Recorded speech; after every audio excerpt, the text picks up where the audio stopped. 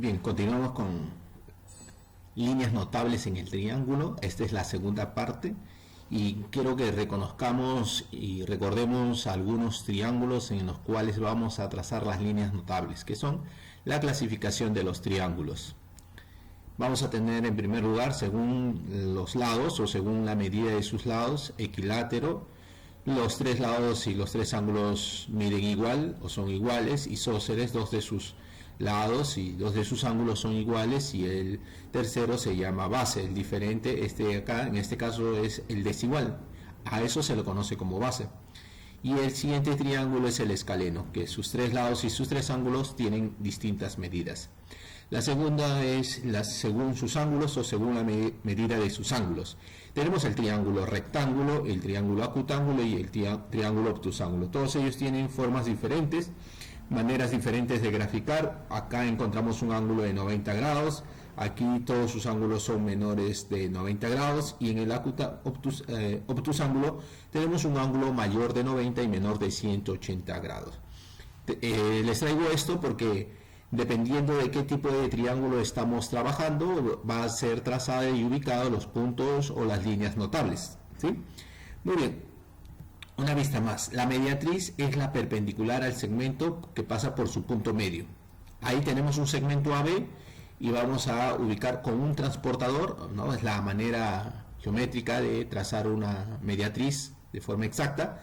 Vamos a trazar, dice, hay que abrir el compás más de la mitad del segmento, más o menos así. Trazamos y desde el punto A lo mismo, ¿no? Cruzamos y en las intersecciones de esas dos líneas, ahí va a estar ubicado de esta manera la mediatriz. Ahí está. Trazamos, esa es una mediatriz. Garantiza que está pasando por el punto medio y también garantiza que es un ángulo de 90 grados. Entonces ya hemos trazado una mediatriz. La bisectriz es la recta que divide al ángulo por la mitad, pasando por su punto de origen. Es así, mira, ubicamos el transportador de esta manera, más de la mitad del lado, ahí está, trazamos así. De la misma forma, desde ese punto trazamos una abertura así, del otro también por más de la mitad, y en el cruce va a ser la mitad. Entonces ahí ubicamos nuestra regla por esa intersección, y el vértice ubicamos nuestra regla, trazamos, y esa línea que se ha trazado ahí nos garantiza que estamos trazando la bisectriz, ¿ya? Divide el ángulo, dos ángulos iguales. Muy bien, vamos a ver la mediatriz. De un lado es la perpendicular al lado en su punto medio, ¿sí? Mira, vamos a ver esto de acá, vamos a trazar ahí la mediatriz de los tres lados, ¿sí? El punto donde se cortan las mediatrices se llama circuncentro. Ahí está trazada las tres mediatrices. Acá, este es el punto de concurrencia de las tres mediatrices, ¿ya? Ahí está ubicado, entonces ya sabemos que este de ahí que estamos señalando se llama circuncentro. Punto de concurrencia de las tres mediatrices de un triángulo. Muy bien. Ese circuncentro es el centro de la circunferencia circunscrita al triángulo. Es decir, este de acá es radio, ¿no? Este de acá también es radio, ¿no? El circuncentro es el centro de la circunferencia circunscrita al triángulo. Muy bien. Medianas. Las medianas vamos a ver de manera rápida porque ya lo hemos visto en la parte 1, cómo se ubica. Este video lo puedes pausar, puedes tú verlo cómo se ubican. Ahí está, se abre más de la mitad del segmento, en el cruce y la intersección de ellos dos, por ahí pasa la mediana. Vamos a trazar la mediana. Muy bien, se puede trazar desde los tres lados, ya lo hemos visto esto, estamos recordando. El punto de concurrencia de las medianas se llama baricentro. Muy bien, ahí está, la bisectriz. La bisectriz con el compás se puede trazar desde los tres vértices, así como ya lo hemos indicado en las vistas anteriores. Ahí está. El punto de concurrencia de las bisectrices se llama incentro, ¿sí? Ahí está, el incentro. El incentro es el centro de la circunferencia inscrita en el triángulo, ¿sí? O sea que está dentro del triángulo. La altura. La altura, en este caso, mire, para trazar la altura vamos a trazar la altura a ese lado. 90 grados, trazamos la altura con un compás, con una regla y una escuadra. Ahí está. Ahora, para ese lado de ahí, Vamos a prolongar ese lado y miren, que coincida con el vértice. Y esa es la altura. Para el otro lado, ahora ese lado, mira. Prolongamos ese mismo lado, trazamos la escuadra con 90 grados, ahí está. Ese es el punto de intersección de las tres alturas y se llama ortocentro. Punto de intersección de las tres alturas de un triángulo, ¿sí? En este caso el triángulo que estamos usando es un triángulo obtusángulo, por eso que el ortocentro nos ha dado afuera, ¿sí? Bien, acá hay un problemita de Anual San Marcos, ¿sí? Esto lo hemos revisado. Bueno, este es otro problemita, ¿sí? Esto ya lo hemos revisado, ¿sí? Quiero llegar a este problema de acá. Ajá, esta. Las propiedades que ustedes tienen que conocer. Estas son las propiedades que ustedes deben recordar que no está en la parte 1, así que lo he traído en esta parte 2 para conocer las propiedades de líneas notables. Si se trazan un triángulo, las bisectrices interiores, al cruzarse esas dos bisectrices forma un ángulo. Ese ángulo es calculable en función de este ángulo, de esta manera, 90 más a medios.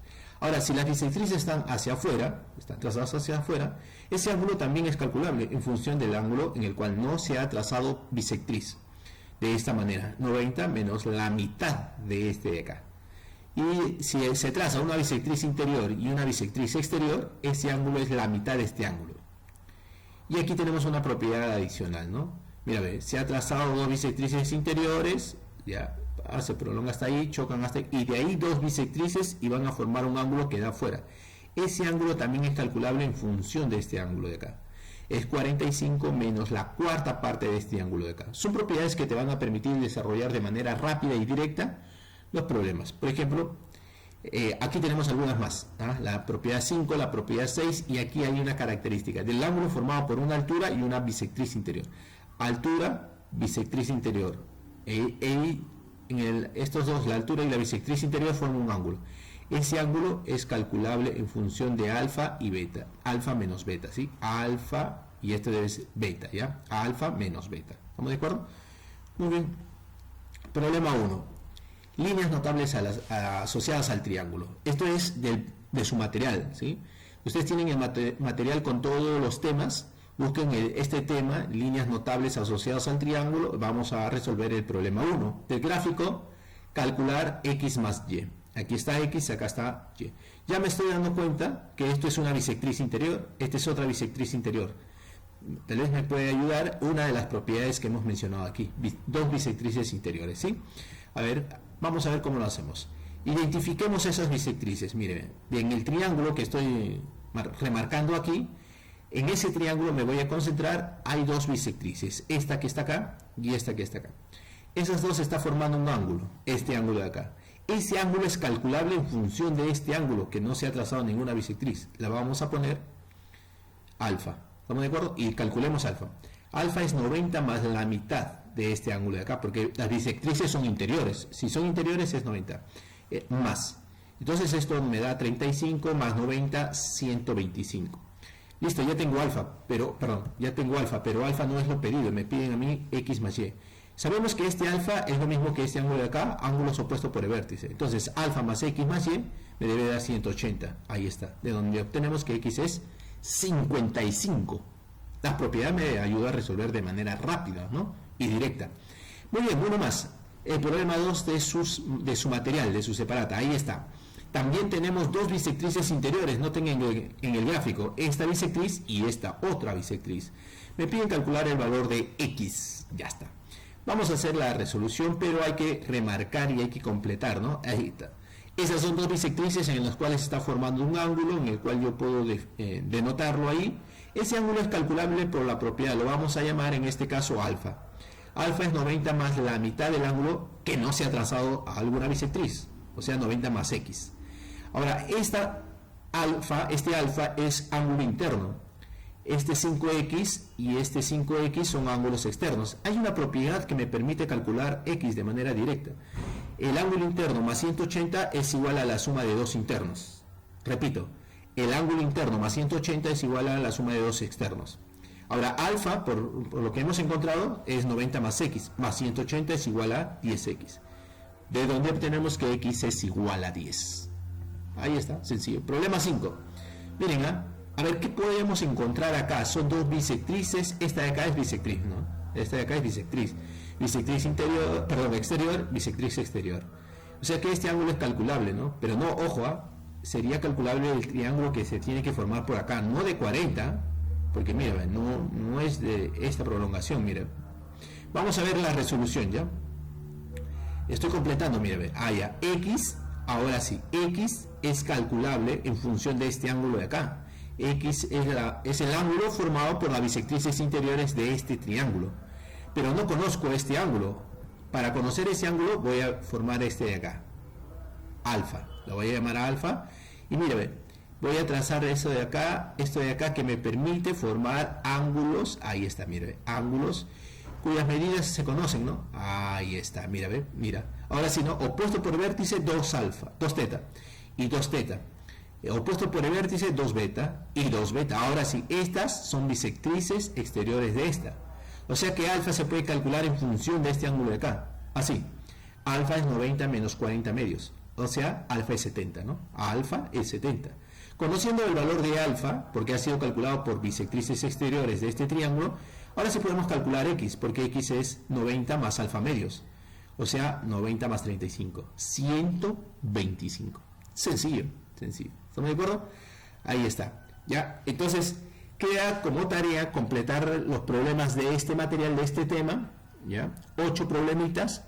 Y por lo menos tiene que haber un problema de cada nivel. Es decir, tiene que haber por lo menos uno del nivel avanzado, uno del nivel intermedio y uno del nivel básico. Pero en total deben completar 8 problemas, ¿sí? Elijan ustedes cuál de ellos. Muy bien, muchas gracias, a resolver los problemas y a seguir aprendiendo.